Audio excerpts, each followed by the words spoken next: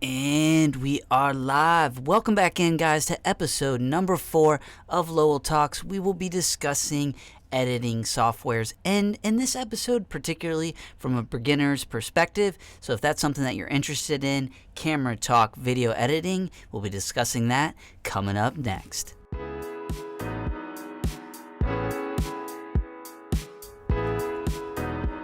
Okay, so nowadays everyone has a camera in their pocket, and what does that actually mean? Well, in a nutshell, I do think that it means probably now more so than ever before, there is a little bit more of a saturated market in regards to video content that's out there.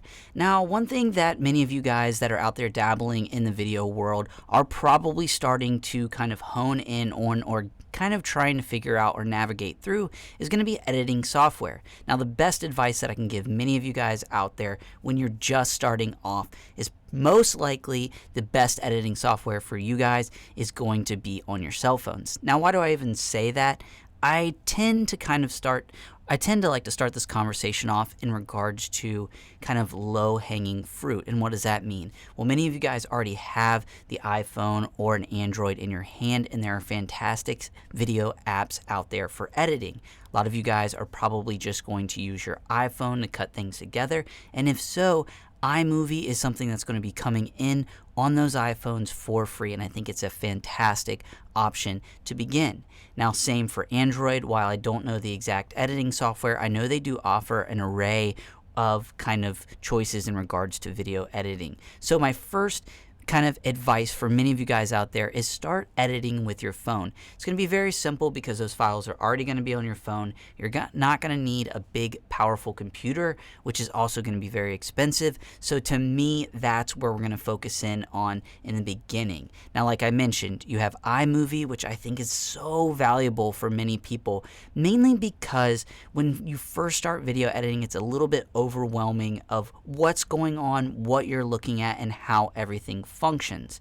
So what I think iMovie has done, which I do have a lot of experience because that was the first editing software that I used, it just simplifies things. And I think what ends up happening with iMovie or similar applications like this is it allows someone that's new to video editing to kind of simply kind of plug and play and put the puzzle together. Because inevitably what you are doing is you're taking an assortment of assets, bringing them together as though it was a puzzle to kind of create one thing. So when you can kind of minimize what you're kind of seeing and not familiar with on the front end, it's going to make your experience a lot more enjoyable and kind of maybe get you more intrigued in regards to, do you want to take this to the next level?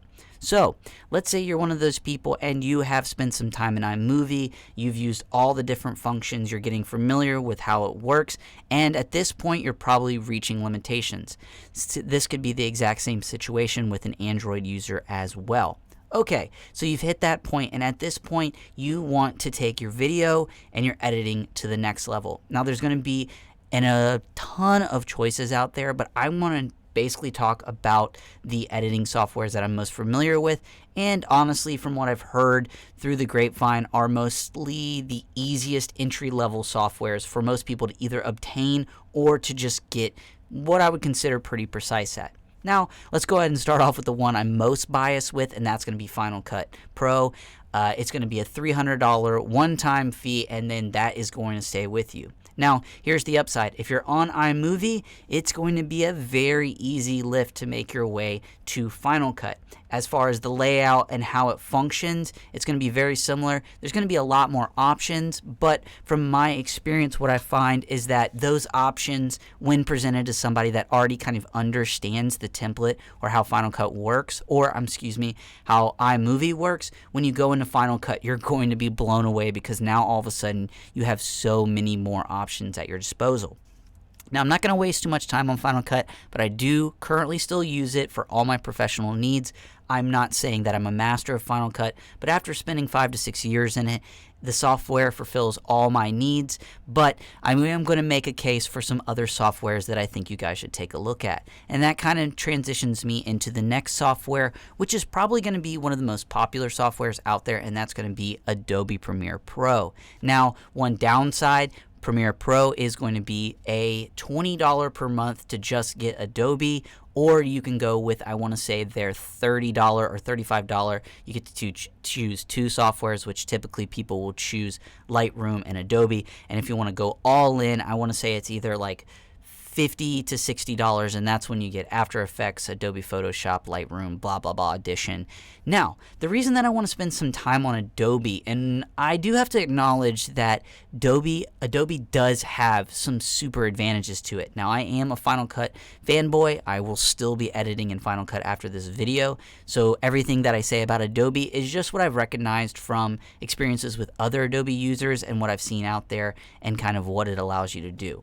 Now, in a nutshell, Adobe is king for several reasons, being one, you have Adobe, which is going to be similar to Final Cut. It's going to allow you to do all the functionality in regards to video editing, text, tracking, things of that such.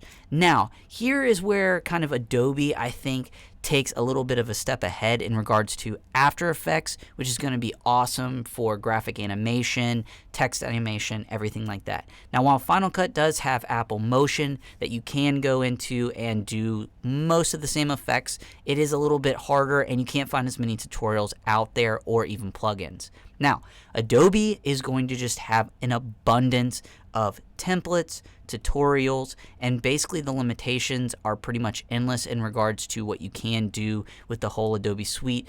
And it also allows you to kind of work amongst other people and editors in a very, what I would say, seamless flow. Whereas Final Cut, to work with other editors, you're going to have XML files. It's going to get a little wishy-washy. And from my experience, I have not been able to work very well with other editors within Final Cut. Whereas Adobe, from what I've heard, it's one of those things where I could be editing here in Washington, D.C. You happen to step in the editing bay out in California.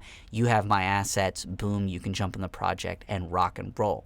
So Adobe, Final Cut. So we have those two, and there's huge advantages to both. It's really going to be what do you kind of jump into first and what fits your needs. I have friends that edit in Adobe and absolutely love it. I have friends that edit in Final Cut, and we love it as well. But in a nutshell, Final Cut, I think, is going to be easier for most people to jump in and be able to create high quality video quicker, whereas I think Adobe has the ability to kind of skyrocket, and the sky is the limit, whereas Final Cut, you are going to have some limitations. So Adobe might take a little bit longer to learn, but in the long haul, there's just an assortment of things that you can take advantage of. And that now leads me to the third and final editing software that I think many of you guys could possibly get your hands on and have a very good experience, and that is DaVinci Resolve. And the reason that I bring up DaVinci is I'd say about a year ago, I had a buddy of mine bring up DaVinci, and I'll be honest with you, when it was first brought up, I kind of just bashed it and was like, what in the world are you talking about? Why would I even waste my time? Final Cut, Adobe, and then I haven't mentioned Avid, but that is one software that I think the more pro people are going to be using. That's why I haven't spent any time on it. But when having this conversation with this guy, I was like, dude, I know that there's Final Cut, there's Adobe, and I know there's Avid. What in the world are you talking about DaVinci? Little did I know, went and did some research on DaVinci. DaVinci is an open source video editing software. So in a nutshell, you can go download DaVinci right now for free. I think it is their version 15. And it will basically give you all the capabilities that Final Cut and Adobe get to a certain extent. As far as, do you want to do graphic animation, start taking it to a pro level, that's when you're probably going to need to upgrade to Adobe's, I want to say, like pro version, which comes in at $300, very reasonable. DaVinci coming in at $300, very reasonable. And on top of that, it will work with Macs and it'll work with Windows. And I don't know if I mentioned that back when I was discussing Final Cut, but Final Cut does only work on Mac computers, which is one huge downside. Adobe and DaVinci are both going to work on all types of laptops, desktops, you name it. So, been spending some time in DaVinci, the free version, and have been thoroughly impressed. Reason being, it has an incredible color grading software, it has pretty good motion tracking, it has good titles, text animation, and allows me to do the same things that both Adobe and Final Cut would. So, been spending some time in it, trying to kind of slowly but surely diversify my portfolio in regards to video editing softwares. So I would love for you guys to take a look at DaVinci. I'd love for you guys to take a look at Adobe and Final Cut and make a decision in regards to what fits your needs. Now, I hope this podcast gave you guys a little bit of background and understanding the different editing softwares and how I actually firmly believe you should start with your phone, and if you master that, move on to the bigger boy stuff. Like I said, DaVinci Resolve is going to be free, and then you have the option of Final Cut for $300 or Adobe coming in at the $30, or if you want to scoop it up to the suite, I think $50 to $60. Now, that being said, these are all fantastic editing softwares. You can find people that are pro and against everywhere, but I wanted to give you guys a quick background into those editing softwares so you can kind of start getting the creative juices flowing in regards to when you start to get good at video editing, you're getting pumped, you're getting excited, and you want to push the limit. You should probably take a look at these three softwares. So hey guys, Trey Lowell with Lowell Talks, episode number 4. Hey guys, I hope you enjoy the pod, and if so, give me a shout out, give me a comment. I'd love to hear your comments, questions, concerns.